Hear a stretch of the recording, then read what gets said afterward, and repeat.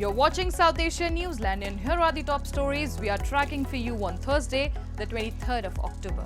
Oil prices jump more than 3%. Trump claims India will almost stop buying Russian oil by year-end.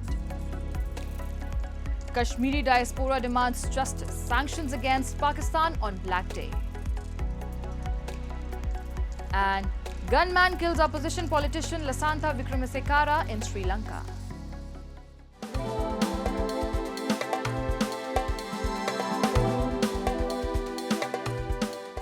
And now for all the details. Amid fresh sanctions, oil prices jumped more than 3% on Thursday, extending gains from the previous session, as Indian buyers started reviewing their Russian oil purchases after the US sanctions. Reports suggest that India is likely to make massive cuts in crude imports from Russia, as Indian refiners are poised to sharply curtail imports following the new sanctions. The US said it was prepared to take further action as it called on Moscow to agree immediately to a ceasefire in its war in Ukraine, informed Reuters. Meanwhile, US President Donald Trump, during an interaction with the press in the White House while hosting NATO Secretary General Mark Rutte on Wednesday, repeated his claim that India will cut Russian oil imports by almost 40% by the end of the year. Trump said the process of phasing out Russian oil imports will be gradual, claiming that India will bring it down to almost nothing by the end of the year. India, as you know, has told me they are stop. You know, it's a process. You can't just stop it. But by the end of the year, they'll be down to almost nothing. That's a big thing. There was almost 40% of the oil. India, they've been great. Spoke to Prime Minister Modi yesterday. They've been absolutely great. India's Prime Minister Narendra Modi announced on Thursday that he will not be attending the 47th ASEAN Summit in Kuala Lumpur in person. The Prime Minister will instead participate virtually, ruling out a possible meeting with US President Donald Trump. In a post on X, PM Modi shared that he had a warm conversation with his Malaysian counterpart Anwar Ibrahim, during which he extended his best wishes for the success of the upcoming summits. The meeting of the leaders of the Southeast Asian grouping will take place in the Malaysian capital from October 26 to 28. It will be attended by all 10 members of the bloc and key trading partners such as China, Japan and the United States. There has been no official confirmation on the trip from Washington.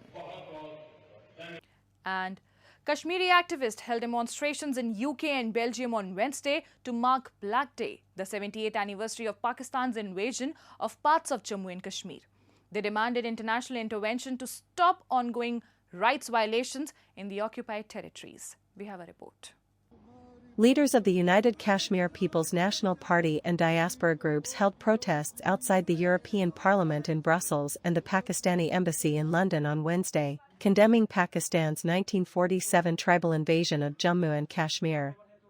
Marking October 22nd as a day of mourning, demonstrators called the attack a brutal assault that led to mass killings and displacement.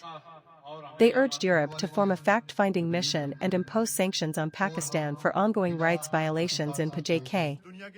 Protesters demanded a demilitarized, self-governed region, free from foreign control, and renewed international focus on Pakistan's decades-long suppression in occupied areas.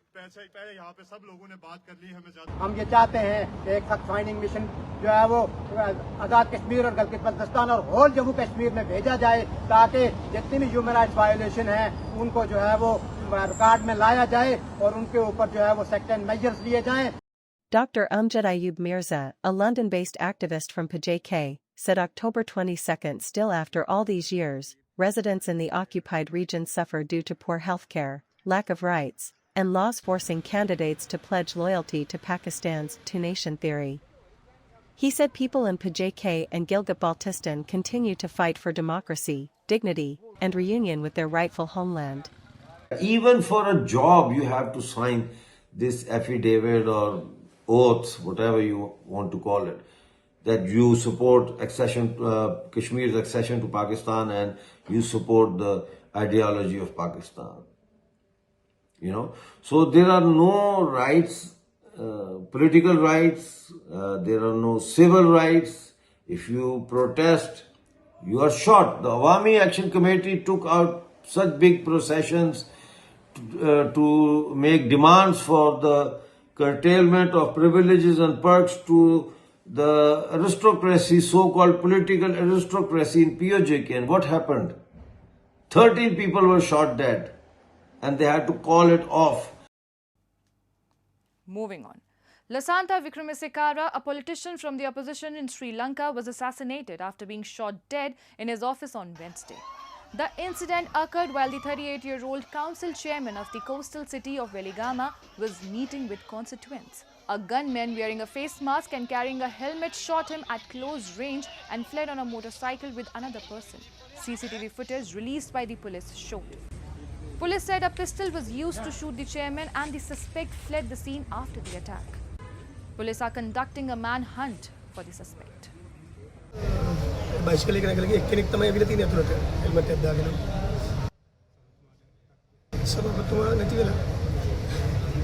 Moving on. Speaking at the annual Research Review Workshop 2025, Bangladesh interim government's fisheries and livestock advisor Farida Akhter said, even if India makes a mistake, we won't. She was referring to the differing timelines of the Hilsa fishing bans imposed by Bangladesh and India to protect egg-laying mother Hilsa fish. Local media reported she explained that Bangladesh's scientifically determined Hilsa fishing ban is based on lunar cycles and disagreed with India following a different timeline. Hilsa, the national fish of Bangladesh, is vital to the country's economy and diet. Every year, the government imposes a seasonal fishing ban to protect breeding Hilsa and ensure sustainable stocks. Meanwhile, 8 fishermen from Andhra Pradesh were taken into custody by Bangladeshi authorities on Wednesday morning after allegedly straying into international waters in a fishing boat. Fisheries Department officials said they have informed the State Home Department about the incident. And people across India and Nepal on Thursday celebrated Bhai Dooj, a festival dedicated to the cherished bond of sibling love with prayers, holy dips and rituals. Take a look. Hundreds of Hindu devotees on Thursday offered prayers and took a holy dip in sacred rivers Yamuna and Saryu to mark the sibling festival of Bhai Dooj, which celebrates the brother-sister bond. On this occasion, sisters apply tilak or vermilion mark on the forehead of their brothers. Legend has it that these rituals were instituted by Yamraj, the Hindu god of death, when he was invited to his sister Yami's house. Yami, also known as Yamuna, offered prayers to Yamraj and in turn he gave her a gift.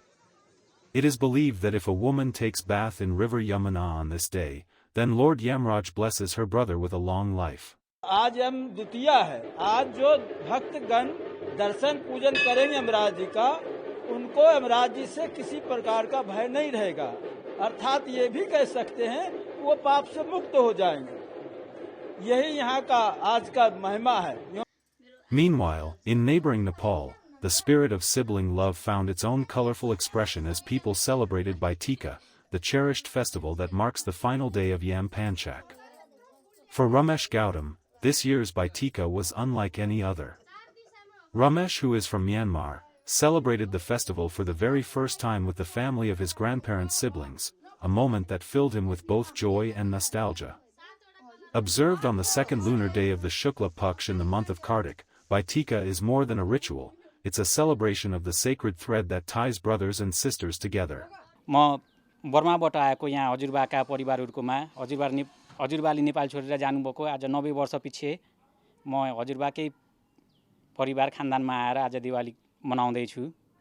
यो दिवाली पर्व चाहिँ हाम्रो पुर्खौंदेखि चलिआएको दाजुभाइले दिदी बहिनीहरुले दाजुभाइको. And that's all in tonight's edition. We will see you same time tomorrow. Till then, good night.